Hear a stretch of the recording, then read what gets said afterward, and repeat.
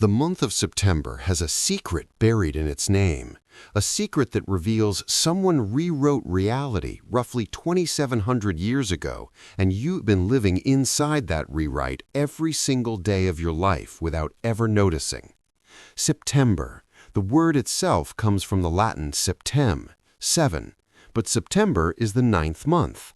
October derives from octo, 8, but October is the 10th. November from novem, 9. December from decem, 10. Every single one of these names is pointing at the wrong month.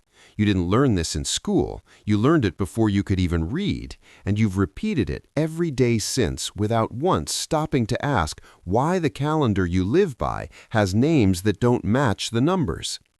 This isn't slightly off, this isn't debatable.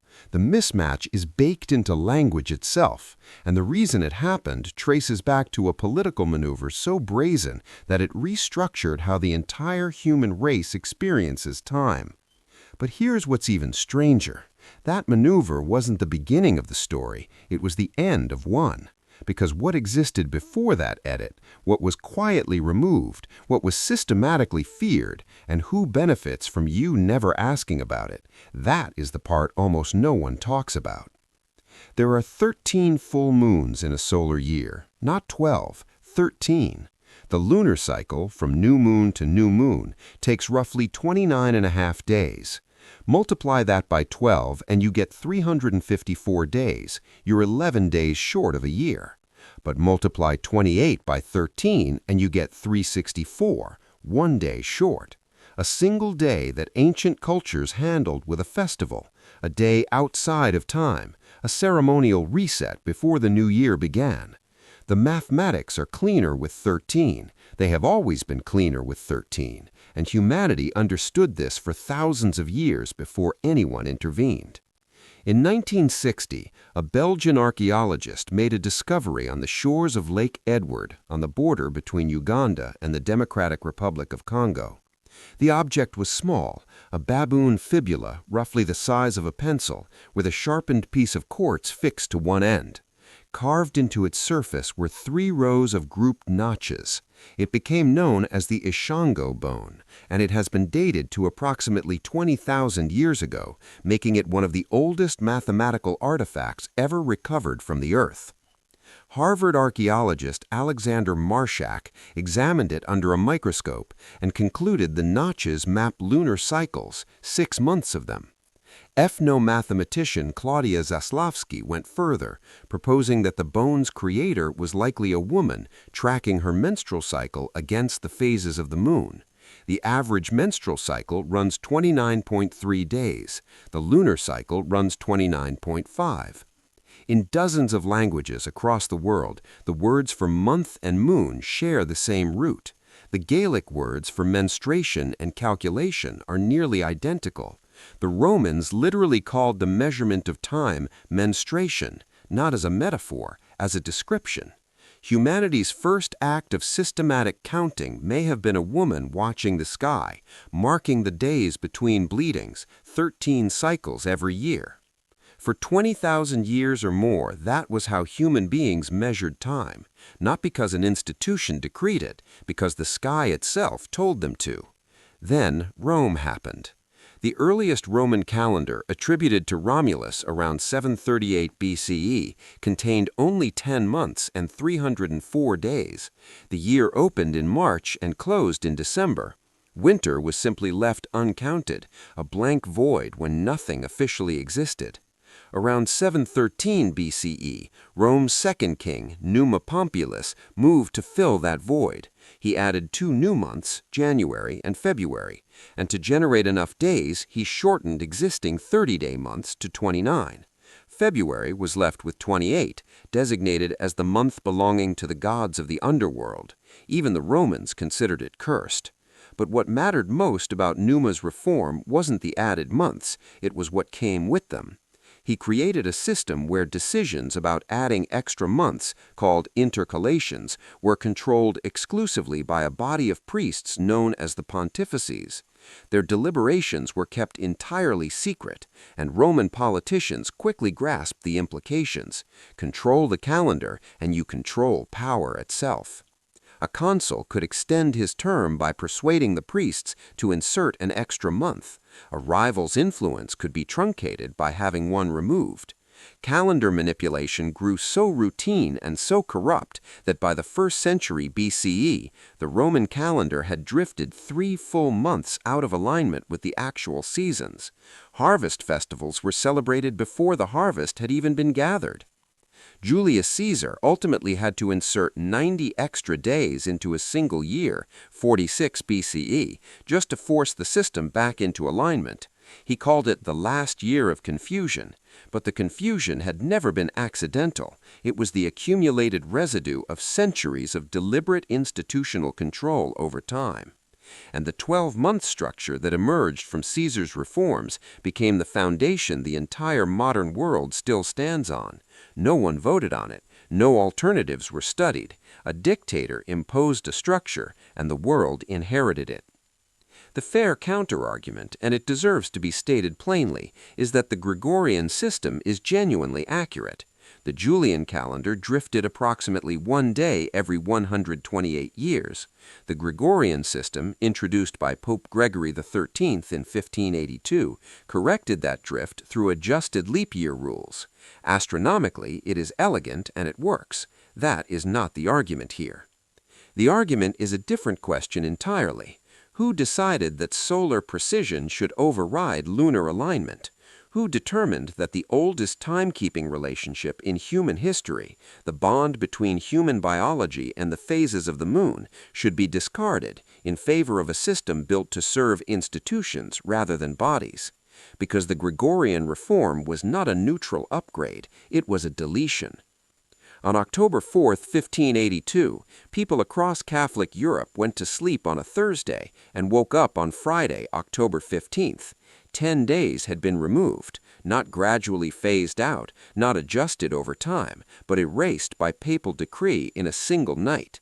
Pope Gregory chose October specifically because it held the fewest major religious observances. Workers had no way to know whether they would be paid for the missing days. Contracts scheduled between October 5th and October 14th now referenced dates that never legally existed. The Vatican's position was precise: those days were not real. Protestant nations refused to comply. England held out until 1752, a full 170 years, until Parliament finally forced the adoption of the new calendar. September 2nd was immediately followed by September 14th. The change disrupted wages, rental agreements, military discharges, and prison sentences. Accounts from the period record widespread public fury. The cry, "Give us back our 11 days," may have grown into legend over time, but what people understood instinctively was real. When someone rewrites your calendar, they are not merely adjusting dates, they are editing your experience of reality itself. If time can be reordered by decree, what else can be? In 1902, a British railway accountant named Moses Cotsworth proposed something that should have been radical, but was: a calendar of 13 months, each month exactly 28 days, every date falling on the same weekday every single year. The first of every month always a Sunday, one additional day placed outside all weeks and months, a global holiday belonging to no nation, no religion, no institution. A reset, a day outside of time, echoing exactly what ancient cultures had always done. Cotsworth wasn't a philosopher or a mystic. He was an accountant, driven to this conclusion by a very specific problem. Monthly financial reports at his railroad company were functionally useless because months contained different numbers of days and different distributions of weekdays. A hotel generating $10,000 a week in room sales would show lower revenue in May than in April, not because business had declined, because May contained fewer weekend nights that particular year. Consider what that means for every person earning a salary today. You receive the same monthly paycheck whether the month has 28 days or 31. That is a 10% swing in your effective daily rate of pay, and it consistently favors the employer. Your landlord charges identical rent in February and in March, despite March containing 3 additional days of the year. Quarterly financial comparisons are structurally unreliable because quarters range between 90 and 92 days. The entire global economy runs on a unit of measurement, the month, that has no fixed size. We would tolerate this in no other domain. Imagine a kilogram that weighed something different every time you placed it on a scale. That is precisely what a month does to money. Cotsworth saw this clearly and set out to correct it. His proposal found a powerful ally. George Eastman, founder of the Eastman Kodak Company, became consumed by the idea. In 1928, Eastman adopted the 13-month calendar for all of Kodak's internal operations. Every financial period became equal, every comparison became clean, every payday became predictable. Kodak employees carried pocket calendars showing 13 months. Boardrooms displayed the fixed calendar on their walls, and the system worked so effectively that Kodak continued using it for 61 years until 1989, 57 years after Eastman's own death. A Fortune 500 company ran on 13 months for more than half a century, and it worked better than 12. Eastman didn't stop at Kodak. He and Cotsworth wrote to over 1,000 businesses. They established the International Fixed Calendar League, headquartered at Kodak's offices in Rochester, New York. Sir Sanford Fleming, the man who gave the world standardized time zones, became its first president. The League of Nations reviewed 130 calendar proposals submitted from around the world. Cotsworth's 13-month system ranked first. It was put to a vote, and religious leaders organized to destroy it. Rabbi Joseph Hertz argued that the extra year-end day, belonging to no week, would create an 8-day cycle once annually, disrupting the continuous 7-day Sabbath sequence that had run unbroken since creation. The opposition was coordinated, fierce, and effective. The proposal was defeated. After Eastman died in 1932, the League of Nations continued deliberating but could never reach consensus. Then came Hitler. Then came the Second World War. The League dissolved. No international body has seriously considered calendar reform since. 13 months came within one vote of becoming the global standard. Then it was buried. Not by logic, not by evidence, by institutional resistance from organizations whose authority is structurally dependent on the calendar remaining exactly as it is. Something else happened in that same era, and it is difficult to look at directly without feeling the shape of something deliberate. The word triskaidekaphobia, the clinical fear of the number 13, was first formally documented in 1910. Scholars who have searched ancient texts for any historical association between 13 and bad fortune have found essentially nothing. The connection to the Last Supper, 13 figures gathered at a table, appears to be a medieval invention with no earlier documented source. The Norse story of Loki as the 13th guest at a divine banquet does not appear in the original source texts in the form commonly repeated today. And yet, buildings across the world skip the 13th floor. Airlines remove row 13. Streets in London, Fleet Street, Park Lane, Oxford Street, contain no number 13. In 1882, a Civil War veteran named William Fowler founded the 13 Club in New York City. 13 members gathered on the 13th of every month in room 13, deliberately walking under ladders, mocking the superstition openly. Their first dinner was held at 8:13 in the evening on Friday, January 13th, 1882. The cruel irony is that the club's very publicity may have amplified the fear it was trying to dismantle. But where did the fear begin in the first place? One theory connects it directly back to the calendar. 12 is considered complete. 12 months, 12 hours, 12 signs of the zodiac, 12 apostles. 13 breaks that pattern. 13 implies that something was supposed to be there that someone took away. You do not fear a number without a reason. You fear it because somewhere deep in cultural memory, 13 represented something that had to be suppressed.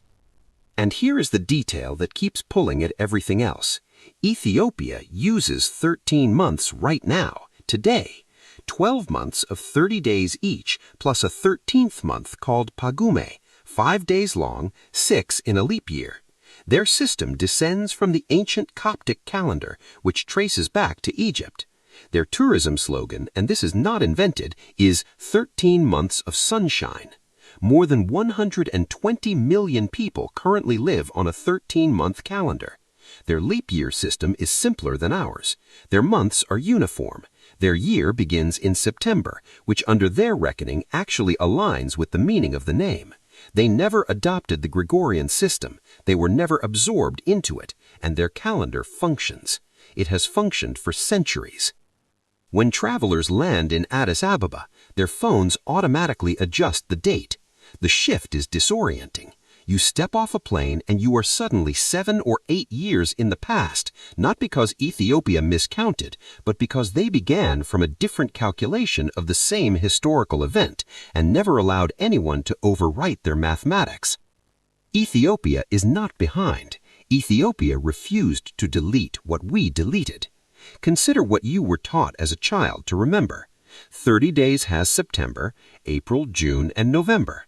All the rest have 31 except February. You needed a nursery rhyme to memorize your own calendar. That alone should tell you something. A system designed for human use would not require a poem to decode. No child has ever struggled to understand 13 times 28. Any child can grasp it immediately. But 30, 31, 28, sometimes 29, that requires memorization. It requires a rhyme.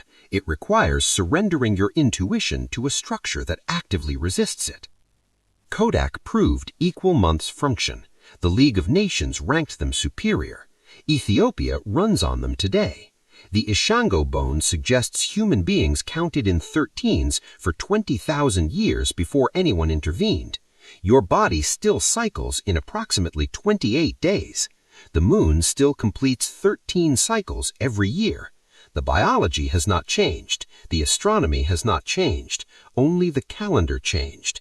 And every time someone tried to change it back, the effort was defeated. Not by science, not by popular will, by institutions whose authority depends on controlling how we measure time.